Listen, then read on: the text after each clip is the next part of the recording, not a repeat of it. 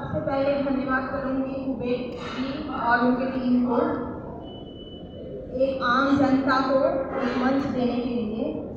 मैं कोई भी एसोसिएशन फाउंडेशन की मैंने पक्ष में कभी नहीं रहा हूँ। मुझे ऐसा लगता है मुझे अगर कोई चुन के भेजेगा तो जाके मैं करके आ जाऊँगी।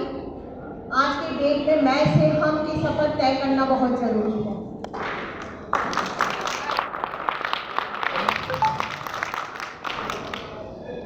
आतंकवाद से कम नहीं है बिल्डर का ये अत्याचार। तारीख पे तारीख आंसू आ रही है मुझे, और ये आंसू झूठ नहीं है, ये आंसू भी नहीं है, ये खून है। गोपाल अग्रवाल जी का मैं फिर से धन्यवाद करूंगी। वो एक पहले नेता है जो एक आम जनता को सुनने की और अपने पसीने बदबू जैसे झाड़ नहीं देके उन्होंने हमें सुनने की कृपा की थी। जिन्हें सुनना था अगर वो सुन लेते तो आज मैं यहाँ नहीं, मैं भजन कीर्तन में होती। तो मैं उनकी गलती गिनाने नहीं आई हूँ। मेरे ख्याल से 75 वर्ष में भारतवर्ष की जनता अब इतनी मैच्योर हो चुकी है कि अब वो ऐसे प्रतिनिधि पे विश्वास नहीं करती। लेकिन मैं मेरे मुख्यमंत्री पे विश्वास करती हूँ। उनसे अनुरोध करूंगी नोएडा को ऐसे नेता दीजिए जो 5 साल में एक बार नहीं पूरे 5 साल हम लोग के साथ रहे। अगर वो रहेंगे तो ग्रेटर नोएडा ऐसे हमें बोलना नहीं पड़ेगा कि धीरज रखिए, ये एक बीमारी है, इसमें आपको तकलीफ होगा। ये सब भाषा हमें बोलना या सुनने की नहीं जरूरत पड़ेगी अगर हमारा नेता सशक्त होता। मैं हर एक पार्लियामेंट सेशन को फॉलो करती हूँ। मैं एक आम जनता हूँ आप सबकी तरह। यहाँ पे जो आज नहीं है मैं उनकी भी प्रतिनिधि हूँ। मैं एक आम जनता हूँ, मैं एक साधारण होम बायर हूँ। और मैंने एक मुहूर्त एक पल जिया है। मैं सुनील जी की बात करूँगी जो 2009 में घर बुक कराए सुपरटेक में। आज वो उनकी मनोस्थिति ऐसा है कि वो कागज जलाते हैं। विपक्ष की बात करो तो सबसे अहम भूमिका रहती है विपक्ष की। जो आते हैं, जो पीड़ित लोग हैं उनके लिए बात करते हैं। लेकिन भारतवर्ष की दुर्भाग्य है कि आज के डेट में एक ऐसा विपक्ष हमें मिला है जो कि दिशाहीन है।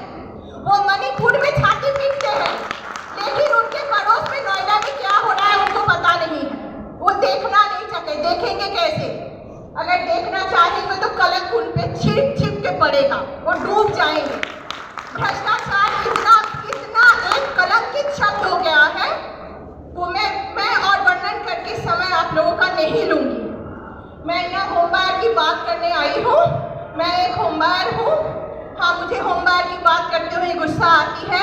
मैं खुद बहुत दुखी हूँ, लेकिन जब मैं अपने साथियों को देखती हूँ मेरा दुख कम करने लगता है। 2014 से जो घर बुक किया है आज के डेट में वो 49 से 50,000 तक वो EMI पे कर रहा है और वो 25,000 द्वारका में रहता है तो रेंट पे कर रहा है। रेंट प्लस EMI का अत्याचार हो रहा है हम लोगों पे। उस पर कोई बात नहीं है।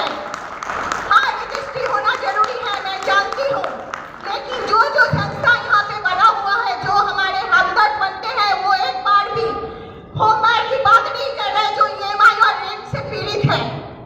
मैं अगर इकोविलेज 3 की बात करूँ, वो सामने बैठे मेरे भाई हीरा रानी बैठी हुई है, मेरे बहन शशि ज्योति बैठी हुई है, रोती है। इंडिया को उसके अत्याचार से अत्याचारी है। मैं जानती हूँ इकोविलेज 3 में बहुत सारे होमबायर ऐसे होंगे, इकोविलेज 2 में बहुत सारे ऐसे होमबायर होंगे, लेकिन उनकी बात कोई नहीं करेगा।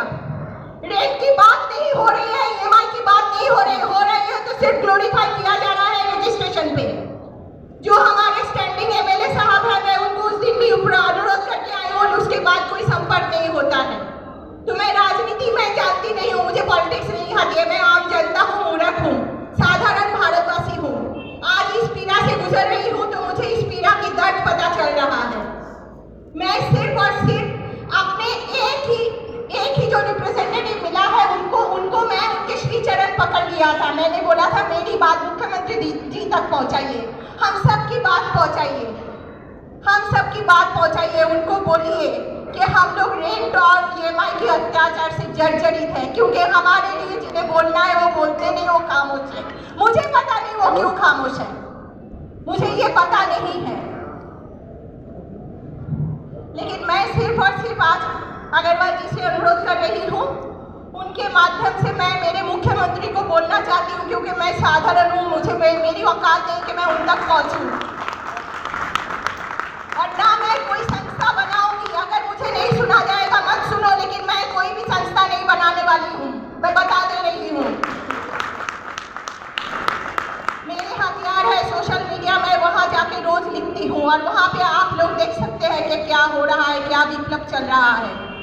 आज मेरे भाई आए हैं करनाल से, मेरे भाई आए हैं कुरुक्षेत्र से, डॉक्टर वशिष्ठ, सब 10 साल, पक्का 10 साल हो रहा है। रेरा दिन के हम सब ने घर बुक कराया था।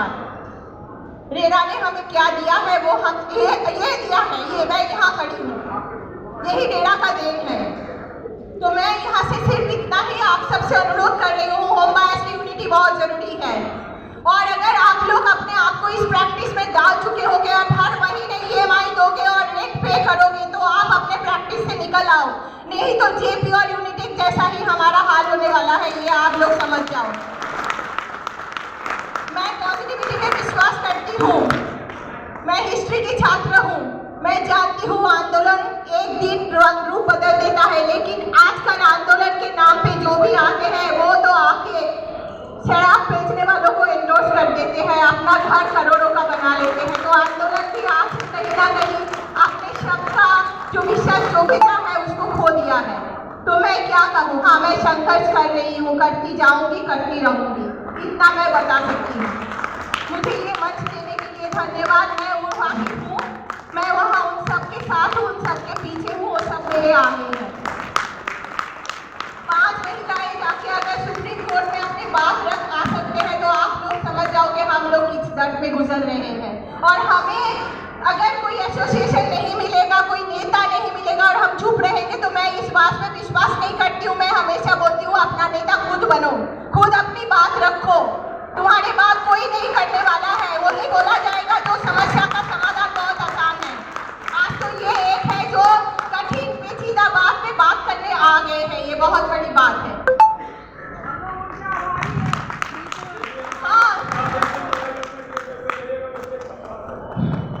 हाँ मैं भी आप ही के साथ हूँ, मैं आपके साथ हूँ, मैं आप लोग मुझे आगे मत करिए, मैं नेता